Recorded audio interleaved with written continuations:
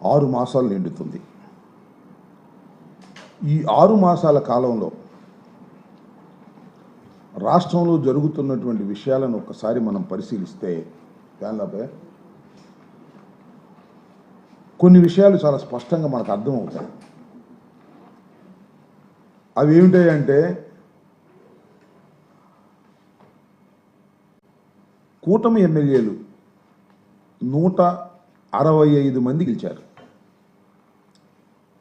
164 మంది.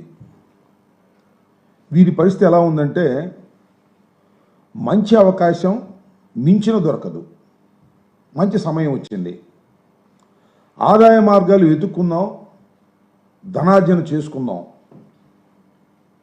మళ్ళీ మేము నిలబడాల్సిన అవసరం లేదా, ఖర్చు పెట్టాల్సిన అవసరం లేదా, సంపాదించుకుంటే తప్పేంటి అనే పద్ధతుల్లో. ఈ మాటలు నేను మాట్లాడుతున్న మాటలు కాదు. తెలుగుదేశానికి సంబంధించినటువంటి పత్రికలు రెండిట్లో ఒకటి బహిరంగంగా రాసినటువంటి మాటలు నేను చదువుతా ఉన్నా. అక్రమార్జన కోసం వెంపర్లాడుతున్నారు. ఇసుక, మద్యం ఇలాంటివన్నీ కాంట్రాక్టర్లు, ప్రైవేటు పరిశ్రమల్లో ఉన్నటువంటి విషయాల్లో దోచుకునే కార్యక్రమాలు ఇవన్నీ జరుగుతూ ఉన్నాయి. వీటితో పాటు కూటమిలో ఉన్న సభ్యులే ధనార్జన కోసం ఒకరు పోటీ పడుతున్నారు. కొన్ని చోట్ల తన్నుకుంటున్నారు, కొన్ని చోట్ల బజారుకు వచ్చి కుస్తీలు పడుతుంటే పోలీసులు వెళ్ళి సర్దుతున్నారు. సాక్షాత్తు చంద్రబాబు నాయుడు గారే పంచాయతీలు పెడుతున్నాడు. ఇది ఇవాళ రాష్ట్రంలో ఉన్నటువంటి పరిస్థితి. వాటాల కోసం తాపత్రయపడిపోతున్నారు. మొత్తం ఆల్మోస్ట్ ఆల్ ఎవరో కొద్దిమంది తప్ప శాసనసభ్యుల్లో ఒక 10%, 11% లేదా 15% మినహా రాష్ట్రంలో కూటమిలో ఉన్నటువంటి అందరూ శాసనసభ్యులు తమ ఆదాయ మార్గాల కోసం ఎదుక్కునేటటువంటి కార్యక్రమంలో చేస్తున్నారు.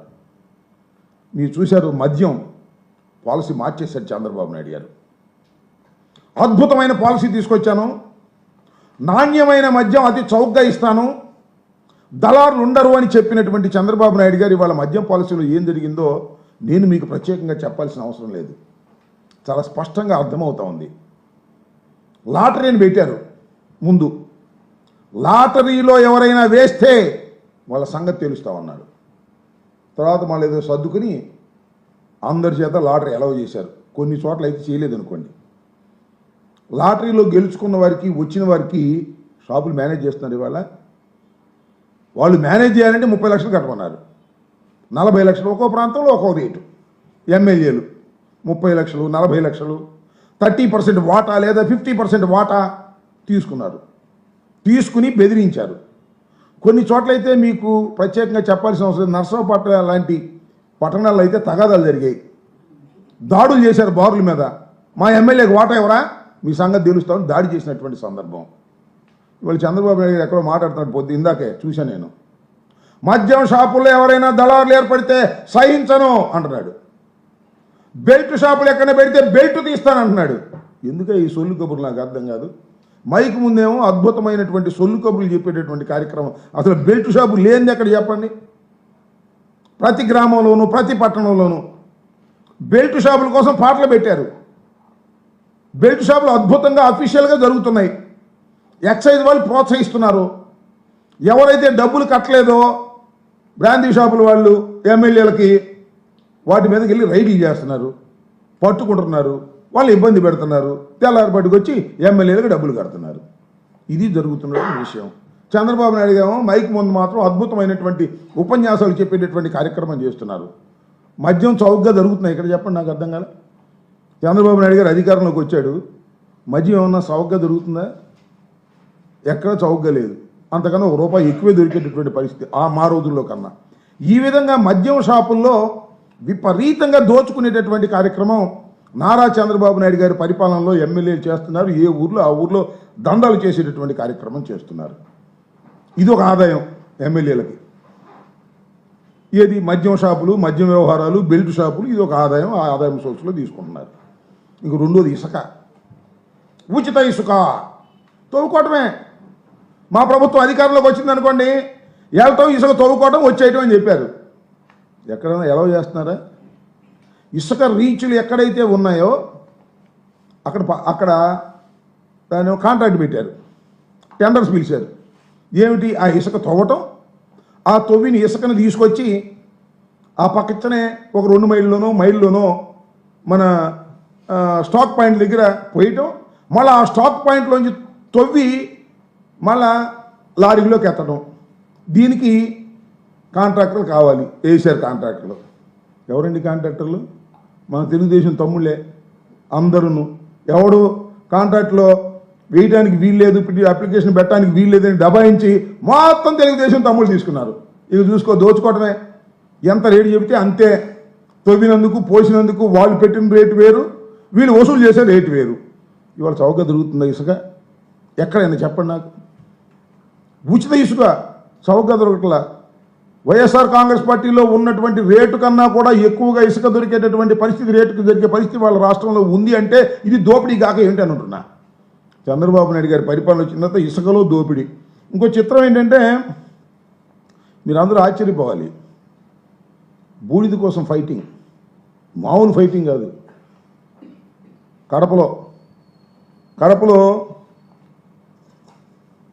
కడపకు సంబంధించి రాయలసీమ సంబంధించినటువంటి ఫ్యాక్టరీ ఉంది, విద్యుత్ ఫ్యాక్టరీ. దానిలో అద్భుతంగా యాష్ వస్తుంది, ఆర్టీపీపీ, రాయలసీమకు సంబంధించినటువంటిది. దీనిలో 4000 టన్నులు ఫ్లై యాష్ ఉత్పత్తి అవుతుంది.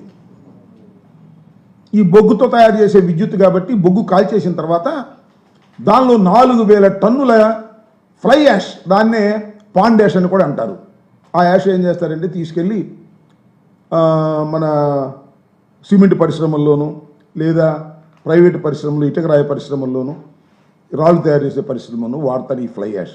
దీని రవాణా కోసం 2 తెలుగు తమ్ముళ్ళు, తెలుగు అంటే ఒక ఆయన పాత వైఎస్ఆర్సీపీ, పాత కాంగ్రెస్ ఆదినారాయణ రెడ్డి గారు, ఆయన ఈ పక్కనే జేసీ ప్రభాకర్ రెడ్డి గారు. ఇద్దరు మామూలు ఫైటింగ్ కాదు, బూడిద కోసం అద్భుతమైన ఫైటింగ్ చేస్తున్నారు. ఇద్దరు కొట్టుకునే స్థితికి వస్తే, రోడ్డు మీదకి వస్తే ఎస్పీలు, సిఐలు, పోలీసులు మొత్తం కాపలా కాసే పరిస్థితి. పెద్ద రాద్ధాంతమే చేశారు, కొట్టుకునే కార్యక్రమం చేశారు. తాడిపత్రి నుంచి లారీలు వస్తే ఊరుకోనని చెప్పేసి ఆదినారాయణ రెడ్డి, తాడిపత్రి నుంచి లారీలు వెళ్ళి మేము తీసుకురాకపోతే ఫ్లై యాష్ని దీని సంగతి తేలుస్తాం అని ఆయన ఎస్పీకి లెటర్ వేసే డైరెక్ట్గా. అసలు ఆదినారాయణ రెడ్డి ఎవరు? ఆయనకి ఏం సంబంధం? ఆయన ఏ పార్టీ? నేను తెలుగుదేశం పార్టీలో మొట్టమొదటి నుంచి ఉన్నాను అని. దీంతో పెద్ద గందరగోళం అయిపోయింది. గందరగోళం అయిపోతే ఏం చేశారండి? చంద్రబాబు నాయుడు గారు ఇద్దరికి పంచాయతీకి పిలిచాడు. నిన్నే పాపం ఆదినారాయణ రెడ్డి వచ్చాడు, మన జేసీ ప్రభాకర్ రెడ్డి గారు రాలా. ఏం చేస్తావు చేసుకోమన్నాడు. నేను రానన్నాడు. ఇది చివరికి చంద్రబాబు నాయుడు గారు కూటమి తమ్ముళ్ళు ఆదాయం కోసం కుస్తీ పడుతుంటే, అరాచకాలు చేస్తుంటే, వారి మధ్యన పంచాయతీలు పెట్టే స్థాయికి దిగజారి ఇవాళ వైఎస్ఆర్ కాంగ్రెస్ పార్టీని అన్యాయాలు, అక్రమాలు, దోపిడీలు చేసిందని చెప్పేటటువంటి పరిస్థితికి చంద్రబాబు నాయుడు గారు మాట్లాడుతుంటే నవ్వాలో ఏడవాలో అర్థం కానటువంటి పరిస్థితి వాళ్ళ రాష్ట్రంలో ఉందని ఈ సందర్భంగా నేను చెప్పదలుచుకున్నా. ఇంత దారుణంగా రాష్ట్రంలో ప్రతి దానికి LM tax, local MLA tax. వ్యాపారం చేయి, లోకల్ ఎమ్మెల్యేకి ట్యాక్స్ కట్టాల్సిందే. ఎల్ఎం ట్యాక్స్ లేకోకుండా ఏ నియోజకవర్గంలో అయినా ఏ వ్యాపారస్తుడైనా వ్యాపారం చేస్తున్నాడా? ఇది నారా చంద్రబాబు నాయుడు గారికి తెలియదా? నారా చంద్రబాబు నాయుడు గారు ప్రోత్సహించడం లేదా? లోకేష్ గారు ప్రోత్సహించడం లేదా? మొత్తం ప్రభుత్వ పరిపాలన అంతా గాలిగోలేశారు. వైఎస్ఆర్ కాంగ్రెస్ పార్టీ మీద పడ్డారు. YSR Congress party social media మీద పడ్డారు. అరెస్టులు చేస్తున్నారు. అవినీతి అక్రమాలకు మాత్రం అంతు లేకోకుండా పరిపాలన చేసేటటువంటి దౌర్భాగ్యమైన పరిస్థితికి ఇవాళ ఈ రాష్ట్ర ప్రభుత్వం దిగజారిపోయి అనేకమైనటువంటి మాటలు మాట్లాడుతున్నారు. అదే కాదు, ఈ ఆదినారాయణ రెడ్డి గారు వాళ్ళ నియోజకవర్గంలో ఆదానికి సంబంధించినటువంటి ఒక ప్రాజెక్టుని కట్టేదానికి రిత్విక్ కన్స్ట్రక్షన్స్ అంటే సీఎం రమేష్ కన్స్ట్రక్షన్స్ వాళ్ళది ఒక కాంట్రాక్ట్ తీసుకున్నారు. ఆయన దాన్ని సివిల్ వర్క్స్ ప్రారంభిస్తుంటే, డైరెక్ట్ సివిల్ వర్క్స్ ఎలా ప్రారంభిస్తావు, మా ఎమ్మెల్యే గారికి డబ్బులు కట్టాల్సిందే అని ఆదాని కంపెనీ అయినా సీఎం రమేష్ కంపెనీ అయినా సరే డబ్బులు కట్టండి మేము ఒప్పుకోము, కప్పం కట్టండి మేము ఒప్పుకోము అని చెప్పి దాని మీద దాడి చేసి అక్కడ దౌర్జన్యం చేసి ఆ సామాన్ అంతా వాళ్ళగొట్టారు. అది ఒక పంచాయతీ. వాళ్ళిద్దరు బీజేపీని, మళ్ళా బీజేపీ అయినా జనసేన అయినా తెలుగుదేశం అయినా క్యాష్ కొట్టందే పని కాదు అనేటువంటి పరిస్థితుల్లోకి ఇవాళ రాష్ట్రంలో ఉన్నటువంటి శాసనసభ్యులు విరుచుకు పడుతూ ఉంటే చంద్రబాబు నాయుడు గారు మాత్రం నేతి బీరకాయలు నెయ్యిలాగా కోస్తా ఉన్నాడు. అన్ని సొరకాయలు కోసినట్టుగా కోసేటటువంటి మార్గం చూస్తున్నాడు చంద్రబాబు నాయుడు గారు. ఇది చాలా దుర్మార్గమైనటువంటి పరిస్థితిని మనం చేస్తున్నాం. చంద్రబాబు నాయుడు గారు ఆ మధ్య ఎన్నికలకు ముందు చెప్పారు కదా, సంపద సృష్టిస్తా అని. సంపద సృష్టించడం కాదు, సంపద సృష్టించుకుంటాం అంటున్నారు ఎమ్మెల్యేలు అందరూ. మేము సంపద సృష్టించుకుని మేము దోచుకుంటాం తప్ప రాష్ట్రానికి సంపద సృష్టించేటటువంటి పనే లేదు అనేటువంటి పద్ధతుల్లో ఇవాళ రాష్ట్రంలో పరిపాలన సాగుతూ ఉన్నది అని ఈ సందర్భంగా నేను చెప్పదలుచుకున్నా. ఇది పోతే నిన్న ఒక పెద్ద కామెడీ, మళ్ళా ఎవరు మన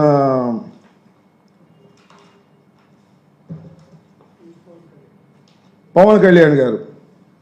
ఎంత దుర్మార్గం అంటే, పవన్ కళ్యాణ్ గారు నిన్న కాకినాడ వెళ్ళాడు.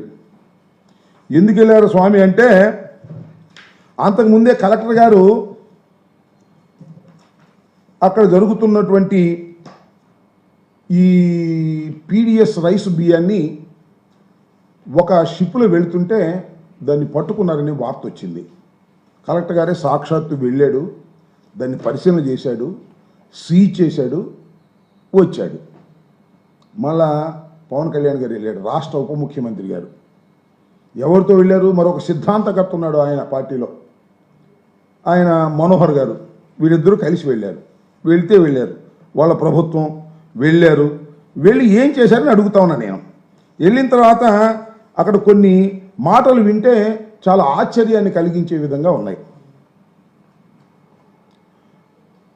పవన్ కళ్యాణ్ గారు అక్కడికి వెళ్ళి అవన్నీ తనిఖీ చేశారంట. ఆ తర్వాత ఆయన ప్రెస్ మీట్ మాట్లాడారు. ఏం మాట్లాడారంటే, నేను కాకినాడ పోర్ట్లోకి వస్తుంటే 2 మాసాల నుంచి రావడానికి వీల్లేదని అడ్డం పడ్డారు. ఒక మాట. నేను వస్తే అధికారులు సహకరించలేదు, ఎస్పీ నా దగ్గరికి రాలేదు, పౌర సరఫరాల శాఖకు సంబంధించినటువంటి అధికారులు కూడా సహకరించలేదు. నేను సముద్రంలోకి వెళ్ళి ఆ పోర్ట్లో ఉన్నటువంటి ఒక ఓడలో జరిగేటటువంటి కార్యక్రమం చూడాలని బయలుదేరితే, మీరు వెళ్ళొద్దు సార్, రఫ్గా ఉంది, మీరు వెళ్ళటం ప్రమాదకరం అని చెప్పారు. అయినా సాహసం చేసి నేను వెళ్ళాను. చాలా గొప్పగా సాహసం చేసి వెళ్ళాను, చూశాను, పట్టుకున్నాను. అంతకుముందు పట్టుకుందే, కొత్తగా పట్టుకుందేం కాదు. అంతకుముందు కలెక్టర్ గారు పట్టుకునే దాన్ని చేశారు, దానికి వెళ్ళాను అనేటువంటి మాట మాట్లాడి, ఈ విధంగా తాను ప్రభుత్వంలో ఉండి పని చేస్తున్నారో ప్రభుత్వంలో లేక పని చేస్తున్నారో అర్థం కానటువంటి పరిస్థితి కనిపిస్తూ ఉంది ఇక్కడ మన కాకినాడలో. ఒక విషయాన్ని ఇక్కడ చెప్పాలి కాకినాడకు సంబంధించి. Kakinada port anchor port. ఈ రాష్ట్రంలోనే కాదు, ఛత్తీస్గఢ్లోను, ఒరిస్సాలోను అక్కడి నుంచి కూడా బియ్యం వచ్చి ఇక్కడి నుంచి ఎగుమతి అవుతాయి. ఎక్కడికి ఎగుమతి అవుతాయి? ఇతర దేశాలకు ఎగుమతి అవుతాయి. దాని ద్వారా మనకు ఫారెన్ ఎక్స్చేంజ్ వస్తుంది. చట్టబద్ధంగానే ఎగుమతి అవుతాయి రైస్ అంతా కూడా, బియ్యం అంతా కూడా. అయితే ఇక్కడ జరిగేది ఏంటంటే, ఈ బియ్యంలో పీడిఎస్ రైస్ కూడా కలిపి పంపిస్తున్నారు. అది scam. 80% of the PDS rice ఈ విధంగా ఇతర దేశాలకు ఎగుమతి చేసేటటువంటి ఒక యంత్రాంగం, ఒక స్కామ్ తయారైంది. అది ఎప్పుడు జగన్మోహన్ రెడ్డి గారి టైంలో తయారు కాలేదు, లేదా అక్కడ ఉన్నటువంటి మా ఎమ్మెల్యే గారు చంద్రశేఖర్ రెడ్డి గారి టైంలోనూ తయారు కాలేదు. ఇది అనాదిగా తయారైనటువంటి అంశం. దాన్ని అన్ని ప్రభుత్వాలు ఖండిస్తున్నాయి. వాటిని జరగకోకుండా ఉండేందుకు ప్రయత్నం చేస్తున్నా కూడా జరుగుతూనే ఉన్నటువంటి కార్యక్రమం మనం చూస్తున్నాం. ఇవాళ నేను మనవి చేస్తున్న, వైఎస్ఆర్ కాంగ్రెస్ పార్టీ అధికారంలోకి దిగిపోయి చంద్రబాబు నాయుడు గారి కూటమి ప్రభుత్వం అధికారంలోకి వచ్చిన తర్వాత 6 మాసాలు అయింది. 6 మాసాల్లో మన మంత్రి గారు, ఆ పౌర సరఫరాల శాఖ మంత్రి గారు జనసేన పార్టీకి చెందిన ఆయన దీన్ని అరికట్టేస్తాను అన్నాడు. మంచిదే, అరికట్టాడా? దేశం అంతా తిరిగాడు, రాష్ట్రం అంతా తిరిగాడు, మిల్లు మీద సీజ్ చేశాడు. 68,000 42,000 మెట్రిక్ టన్నుల యొక్క లక్షల మెట్రిక్ టన్నులు నేను సీజ్ చేశాను అన్నాడు. మరి ఎందుకు వెళ్తున్నాయి అక్కడ? వాళ్ళు ఎందుకు కలెక్టర్ గారు పట్టుకున్నాడు? మన ఈయన ఎందుకు వెళ్ళాడు? పవన్ కళ్యాణ్ గారు ఉప ముఖ్యమంత్రి గారు. నేను అడుగుతా ఉన్నా, ఉప ముఖ్యమంత్రి గారు అక్కడికి వెళ్ళాడు, వెళితే ఎవరూ సహకరించలేదంట. అసలు మీరు ఎందుకు వెళ్ళారో నాకు అర్థం కాల. ఉప ముఖ్యమంత్రి గారు అక్కడికి వెళ్ళి అధికారుల మీద విరుచుకుపడేటటువంటి కార్యక్రమం చేశాడు. నేను మనవి చేస్తున్నా ఉప ముఖ్యమంత్రి గారికి, అయ్యా ఉప ముఖ్యమంత్రి గారు, ఇది ఈ టోటల్ స్కామ్లో వైఎస్ఆర్ కాంగ్రెస్ పార్టీకి ఏమీ సంబంధం లేదు. మీ ప్రభుత్వం అధికారంలో ఉంది, మీ ఎమ్మెల్యేలు అక్కడ ఉన్నారు, మీ ఎమ్మెల్యేలే దీనికి ప్రధానమైన కారకులు అని ఈ సందర్భంగా నేను చెప్పదలుచుకున్నాను. సాక్ష్యాధారాలతో కూడా అవసరమైతే నిరూపించడానికి సిద్ధంగా ఉన్నాం. మొత్తం ఉన్నటువంటి 164 మంది ఎమ్మెల్యేలు కూడా పీడిఎస్ రైస్లో దొంగతనం చేసే కార్యక్రమంలో వారు కూడా పాలు పంచుకునేటువంటి కార్యక్రమం ఉన్నారు. ప్రతి నియోజకవర్గంలోనూ 5 లక్షలు, 10 లక్షలు, 20 లక్షలు, 50 లక్షలు, కోటి రూపాయల వరకు నెలవారీగా మామూలు తీసుకునే కార్యక్రమం ఎమ్మెల్యేలు చేస్తున్నారు. మీ ఎమ్మెల్యేలు ఏమో శుభ్రంగా మామూలు తీసుకొని పీడిఎస్ రైస్నేమో మిల్లర్లకు పంపించి ఆ మిల్లర్ల దగ్గర నుంచి వాడల్లోకి ఎక్కించి పంపించే కార్యక్రమం చేస్తున్నారు. మీరేమో అధికారుల మీద కేకలేసే కార్యక్రమం చేస్తున్నారు. మీరు వెళ్తే నేను అడుగుతా ఉన్నాను సార్ పవన్ కళ్యాణ్ గారిని, ఈ రాష్ట్ర ఉప ముఖ్యమంత్రి గారిని, అయ్యా మీరు వెళ్తే అధికారులు మీకు సహకరించలేదని నిప్పులు జరుగుతున్నారు కదా, అసలు ఎందుకు సహకరించలేదు? అసలు మీరు అధికారంలో ఉన్నారు కదా. బహుశా ముఖ్యమంత్రి గారు, మాకు అనుమానం వస్తుంది, ముఖ్యమంత్రి గారు మీరు వెళ్తే సహకరించొద్దని ఏమైనా చెప్పారా? లేకపోతే లోకేష్ బాబు గారు మీరు వెళితే అధికారులు ఎవరు సహకరించకూడదని చెప్పారా? ఉప ముఖ్యమంత్రి గారు అంటే చిన్నవారు కాదు కదా. 21 సీట్లు పోటీ చేస్తే 21 సీట్లు గెలుచుకున్నటువంటి వ్యక్తి, 100% స్ట్రైక్ రేట్ ఉన్నటువంటి వ్యక్తి ఎవరు? మన పవన్ కళ్యాణ్ గారు. ఆ పవన్ కళ్యాణ్ గారు వెళ్తే అధికారులు సహకరించలేదని చెప్పడానికి ఐ నాట్ ఫీలింగ్ షై. అధికారులు మీరు సహకరించకపోతే మీరు ఏం చేయాలి? అసలు మీరు ప్రభుత్వంలో ఉన్నారా, ఇంకా ప్రశ్నించే ధోరణిలో ఉన్నారా? ఒక్కసారి ఆలోచించుకోవాల్సినటువంటి అవసరం ఉందని కూడా మనం చేస్తున్నాం. ఇవాళ చంద్రబాబు నాయుడు గారి పరిపాలనలో మీరేం చెప్తున్నారు? చంద్రబాబు నాయుడు 5 సంవత్సరాలే కాదు, ఇంకో 5 సంవత్సరాలు కూడా ఈ రాష్ట్రాన్ని పరిపాలన చేయాలి, 10 సంవత్సరాలు ఈ రాష్ట్రాన్ని పరిపాలన చేయాలి అంటున్నారు.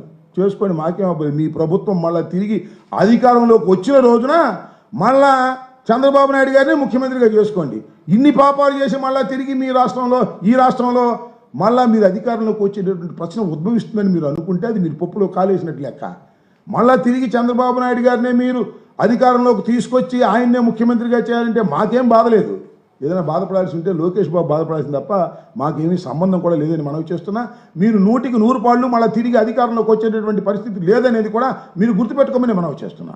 ఇవాళ మీరు కాకినాడ వెళ్ళి సినిమాలో లాగా ఒక డ్రామా కార్యక్రమం, సినిమా షూటింగ్ కార్యక్రమం మీరు చేసేటటువంటి ప్రయత్నం చేశారు తప్ప చిత్తశుద్ధితో పీడిఎస్ రైస్ని డిస్ట్రిబ్యూషన్ని ఆపాలనేటువంటి కార్యక్రమం మీరు చేయలేదు. 11,000 కోట్ల రూపాయలు ఇవాళ రాష్ట్ర ప్రభుత్వం కానీ కేంద్ర ప్రభుత్వం కానీ దాన్ని ఖర్చు పెడతా ఉంది.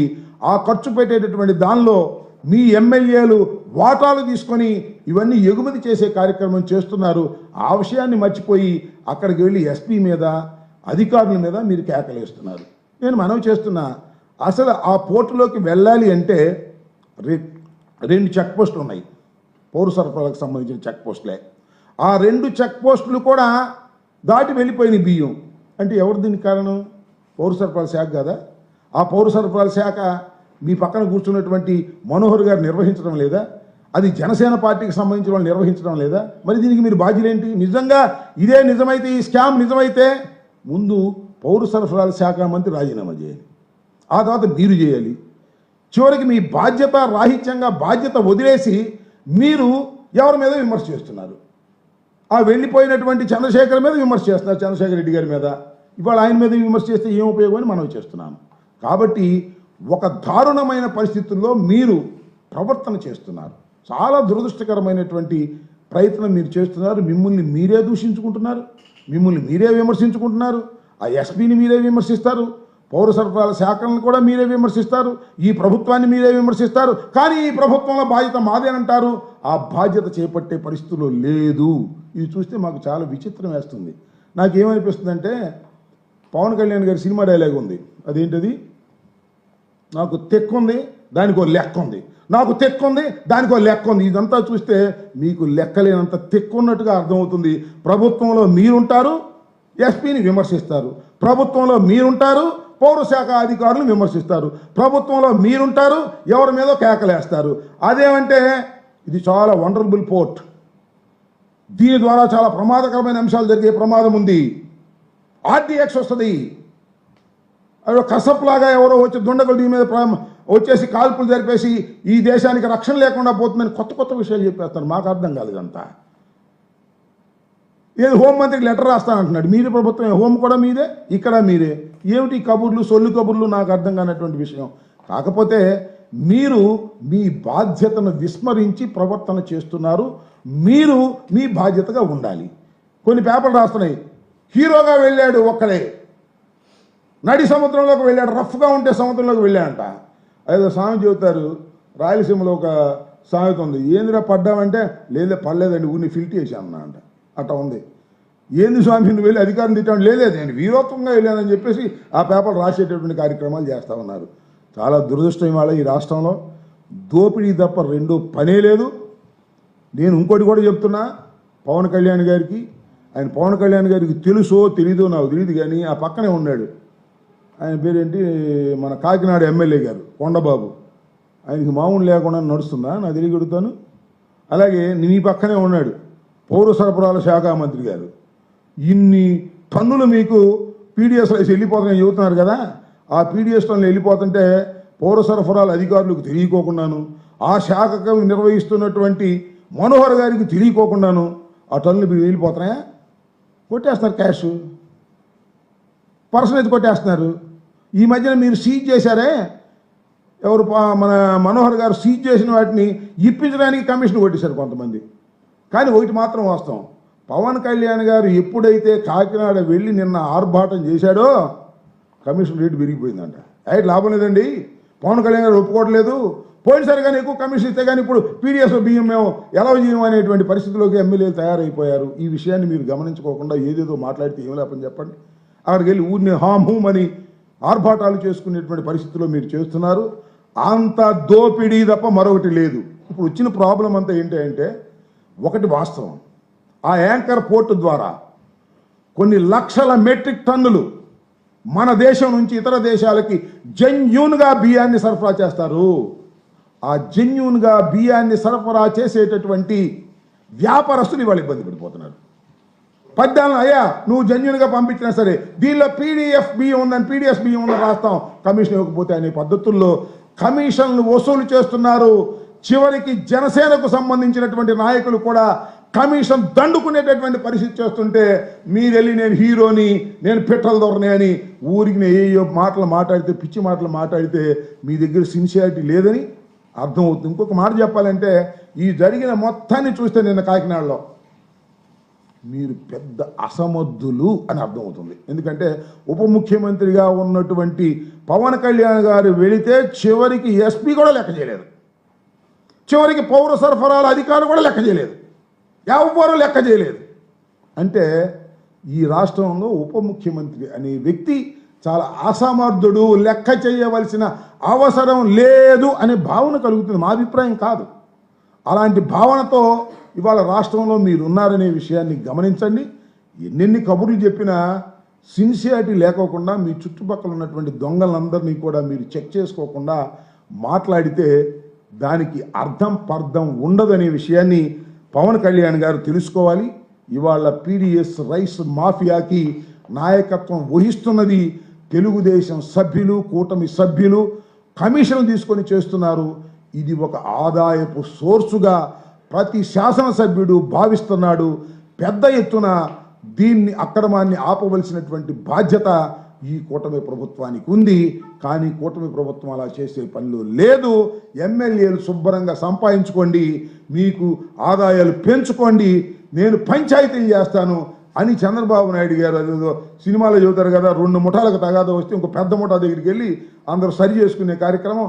ఆ విధంగా చంద్రబాబు నాయుడు గారు అందరినీ పిలిచి పంచాయతీలు చేసి, అబ్బాయి ఈ బూడిదలో కొంత నువ్వు తీసుకో, ఆ బూడిదలో కొంత నువ్వు తీసుకో, ఈ 5 షాపులు నువ్వు తీసుకో, ఈ 2 షాపులు నువ్వు తీసుకో, లేదా పీడిఎస్ బియ్యంలో వాడ అంత తీసుకోండి, వీడు ఇంత తీసుకోండి అనేటువంటి పంచాయతీలు చేసే స్థాయికి నారా చంద్రబాబు నాయుడు గారు కూటమి ముఖ్యమంత్రి దిగజారిపోతే, పాపం పవన్ కళ్యాణ్ గారేమో కాకినాడ పోర్టుకు వెళ్ళి రంకెలేసి నేను అసమర్థుడిని, నా వల్ల ఏం కాదు అని ఒక అపోజిషన్లో ఉన్నటువంటి వ్యక్తిలాగా మాట్లాడుతూ చూస్తుంటే చాలా చిత్రంగాను, నవ్వుగాను, హాస్యాస్పదంగాను ఉంది.